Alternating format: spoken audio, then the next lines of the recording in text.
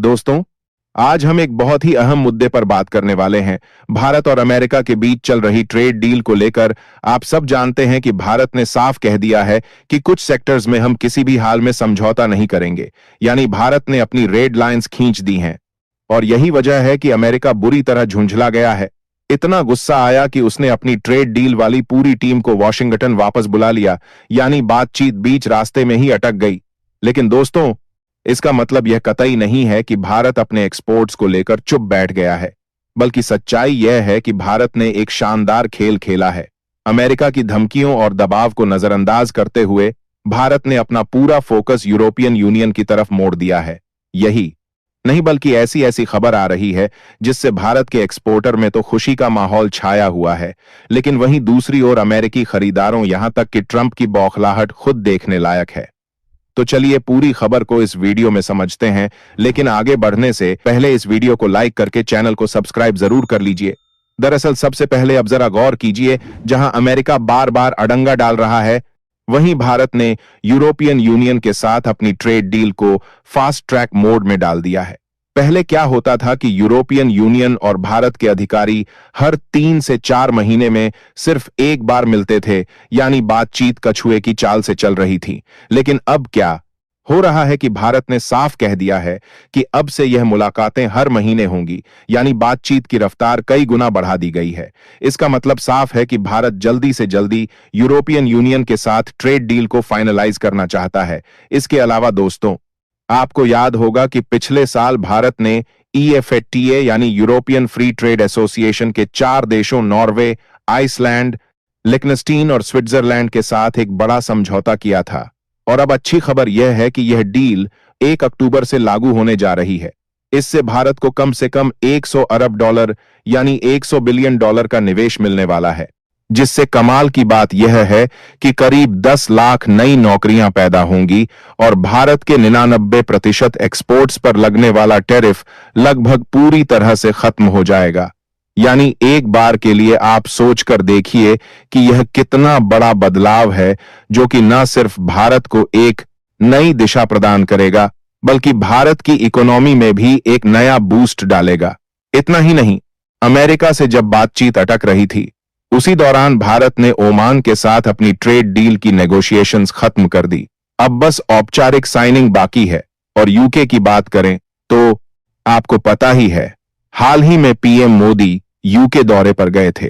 वहां भारत यूके की सबसे बड़ी ट्रेड डील को फाइनल कर दिया गया। यह सिर्फ एक समझौता नहीं था, बल्कि एक साफ संदेश था। अमेरिका को अगर आप दबाव डालेंगे तो हम आपके भरोसे नहीं बैठे रहेंगे, हमारे पास और भी विकल्प हैं। यानी इन सब से तस्वीर अब एकदम साफ है कि अमेरिका चाहे कितनी भी नई शर्तें लगाए, चाहे दबाव डाले, लेकिन भारत अब उसकी बातों से डरने वाला नहीं है। अगर अमेरिका डील साइन नहीं करता तो हमें फर्क नहीं पड़ेगा। भारत यूरोपियन यूनियन, यूके और ओमान जैसे देशों के साथ आगे बढ़ रहा है। यानी भारत अब किसी एक देश पर निर्भर नहीं है। यहीं से अब असली खेल शुरू होता है। भारत ने जिस तरह से अमेरिका की चालों को इग्नोर करके यूरोप, यूके और ओमान की तरफ ध्यान लगाया है, यह सिर्फ डिप्लोमेसी नहीं बल्कि एक बड़ा रणनीतिक मास्टर स्ट्रोक है। क्योंकि यूरोपियन यूनियन और भारत की डील का सबसे बड़ा असर हमारे एक्सपोर्ट सेक्टर्स पर पड़ेगा, जिसमें सबसे पहला है टेक्सटाइल और गारमेंट्स। भारत का टेक्सटाइल पहले से ही वियतनाम, बांग्लादेश और तुर्की से मुकाबला करता है, लेकिन बाकी देशों से यूरोपीय यूनियन में से सामान बहुत सस्ता पहुंचता है। अगर यूरोपियन यूनियन भारत से टैरिफ कम करता है तो हमारे टेक्सटाइल्स को भी वही बराबरी का मौका मिलेगा। इसका मतलब लाखों नई नौकरियां हमारे कपड़ा उद्योग में होगी। अगला फायदा होगा जेम्स एंड ज्वेलरी सेक्टर में। दरअसल भारत हीरे और ज्वेलरी का सबसे बड़ा हब है। यूरोपियन मार्केट में अगर टैक्स घटा तो भारत से डिमांड कई गुना बढ़ सकती है। इसके अलावा अगला फायदा होगा फार्मा और मेडिसिन्स में, क्योंकि भारत को दुनिया की फार्मेसी ऑफ द वर्ल्ड कहा जाता है। EU मार्केट में भारतीय जेनेरिक दवाओं की भारी डिमांड है, लेकिन फिलहाल उन पर 9 से 14% टैरिफ लगता है। अगर यह कम हुआ तो यूरोप में भारतीय दवाओं की पहुंच बहुत तेज हो जाएगी। यही नहीं बल्कि आईटी और सर्विस में भी फायदा है, क्योंकि भारत की असली ताकत सिर्फ सामान बेचने में नहीं बल्कि सर्विस में है। इन्फोसिस, टीसीएस, विप्रो जैसी कंपनियां अगर यूरोप में बिना बाधा काम करती हैं तो आईटी सर्विस का निर्यात और तेजी से बढ़ेगा।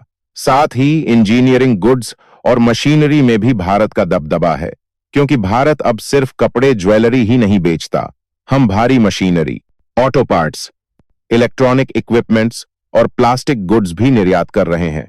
इन पर टैरिफ घटने से भारतीय कंपनियों के लिए यूरोप एक बड़ा बाजार बन जाएगा। और यह सब इतना आसान इसलिए होने वाला है क्योंकि भारत की सबसे बड़ी स्ट्रेटजी है। मतलब अगर अमेरिका डील रोके तो भारत कहीं और बाजार ढूंढ ललेगा, जैसे हाल ही में देखा जा रहा है। यूके के साथ डील, ओमान के साथ डील, ईएफटीए के साथ डील और अब यूरोपियन यूनियन के साथ डील। यह सब दिखाते हैं कि भारत सिर्फ एक देश पर निर्भर नहीं है। इसके अलावा भारत ने एक और दिलचस्प रास्ता अपनाया है, नेमिंग एंड शेमिंग। दरअसल देखा जाए तो अमेरिका लगातार दबाव डाल रहा था कि भारत रूस से तेल क्यों खरीदता है और टैरिफ की धमकी देता है।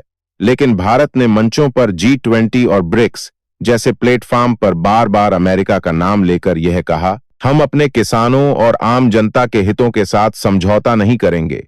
यहीं से अमेरिका की यह नीति पूरी दुनिया के सामने एक तरफा और दबंगई वाली साबित हुई। वहीं भारत की छवि बनी एक सशक्त, स्वतंत्र और आत्मनिर्भर राष्ट्र की। अब बड़ा सवाल कि यूरोपियन यूनियन के साथ डील इतनी अहम क्यों है? तो देखिए, सबसे पहला कारण यह है कि यूरोपीय यूनियन स्टेबल मार्केट है। अमेरिका आज है, कल ट्रंप या कोई और आकर टैरिफ लगा दे, लेकिन यूरोपियन यूनियन एक समतरा कर मेरे बाधिका अंदेकिन यूरोपियन यूनियन एक टैरिफ लगा दे। रूल बेस्ड सिस्टम है, मतलब एक बार डील साइन हो गई तो आसानी से बदलना मुश्किल है, यानी भारत को वहां एक स्थिर बाजार मिलेगा। दूसरा कारण है बड़ा आकार।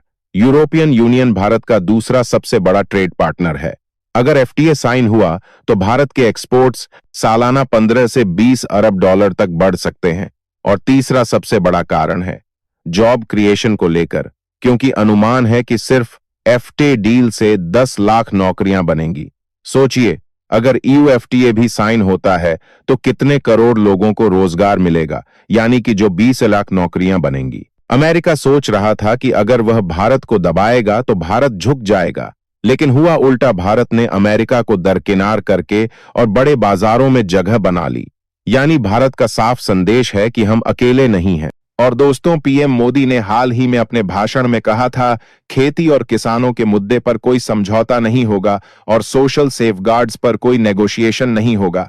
यानी भारत ने अमेरिका को साफ बता दिया है कि हम अपने मूल हितों पर किसी का दबाव नहीं मानेंगे। और जब अमेरिका दोगलापन दिखा रहा है तो भारत ने यूरोप, यूके और ओमान जैसे देशों से हाथ मिलाकर पूरी दुनिया को यह संदेश दे दिया है कि भारत अब किसी एक के भरोसे नहीं बैठा है।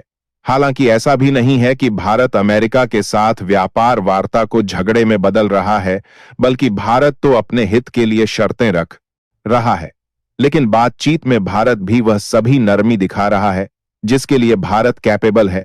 लेकिन शायद अभी भी अमेरिका और भारत के बीच बातें सुलझी नहीं है, क्योंकि रिपोर्ट बता रही है कि अमेरिका की जो टीम अगस्त महीने में भारत से व्यापार की बातचीत करने के लिए आने वाली थी, अब वह मीटिंग कैंसिल हो सकती है।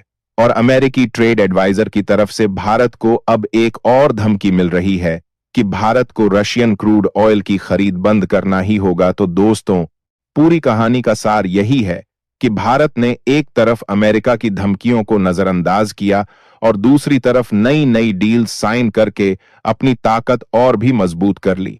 आप बताइए दोस्तों, क्या आपको लगता है कि भारत की यह रणनीति आने वाले समय में अमेरिका की दबंगई वाली पॉलिसी को कमजोर कर देगी या नहीं? अपनी राय कमेंट में जरूर बताइए और इस वीडियो को एक लाइक करके अपने मित्रों तक शेयर जरूर करें ताकि उन्हें भी जानकारी मिल सके। इसी तरह और भी नॉलेजेबल वीडियो देखने के लिए चैनल को सब्सक्राइब करके बेल आइकन को ऑल पर जरूर सेलेक्ट करें। जय हिंद।